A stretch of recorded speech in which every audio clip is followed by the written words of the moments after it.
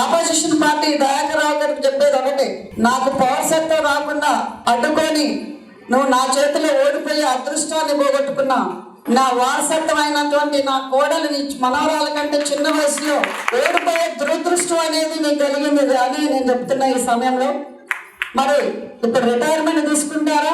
ఎందుకంటే నీ మనవరాల కంటే చిన్న వయసులో ఓడిపోయారు కాబట్టి మరి పర్వతగిరిలో రిటైర్మెంట్ తీసుకుంటారా, లేకపోతే అమెరికాలో ఇన్వెస్ట్మెంట్లు చేసిండు ఆయన బాని, అక్కడ రిటైర్మెంట్ తీసుకుంటారా అనేది మీ ఉద్దేశం. మీకే అది అప్పచెప్తున్నాం. కానీ మీరు అనుకోకండి ఇంకా 4 ఏళ్లలో వస్తానని చెప్తున్నాడు అంటే ఆ పాలకుర్తి కాకపోతే వర్ధనపేట అని. వర్ధనపేటలో అక్కడ గట్టి మన క్యాండిడేటే, కాంగ్రెస్ పార్టీ క్యాండిడేటే ఉన్నారు. ఇక్కడ పాలకుర్తిలో ఎమ్మెల్యే గారు ఉన్నంత వరకు, నేను పాలకుర్తిలో మీ అందరి మధ్యలో ఉన్నంత వరకు దయాకర్ రావుని అడుగు పెట్టే పరిస్థితి లేదు. మిమ్మల్ని అందరినీ కూడా మేము కాపాడుకుంటాం. నీకు 6 రోజులు చెప్పాను నేను వచ్చినాక, ఇంకా 2 ఏళ్ళు అవుతుంది జూన్కి.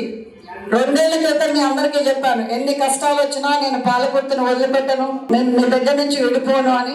అదేవిధంగా ఇప్పుడు ఈ రోజు కూడా నాకు ఏ పదవి ఏమీ లేకపోయినా కానీ మీ మధ్యనే ఉంటున్నాను, మీతోటే ఉంటాను. మీ యోగక్షేమాల కోసం మేము ఎప్పుడు అందుబాటులోనే ఉంటాం. మరి మీరందరూ కూడా కలిసిమెలిసి కష్టపడి పనిచేయాలి. మరి రాబోయే ఎలక్షన్స్లో మనందరూ కూడా బీఆర్ఎస్కి బుద్ధి చెప్పాలి అని అంటే 80% పైన మనం గెలిపించుకోవాలి. సర్పంచులు కానీ, ఎంపీటీసీలు కానీ, జెడ్పీటీసీలు కానీ. మన అందరికీ మీరు రెడీ అయినా?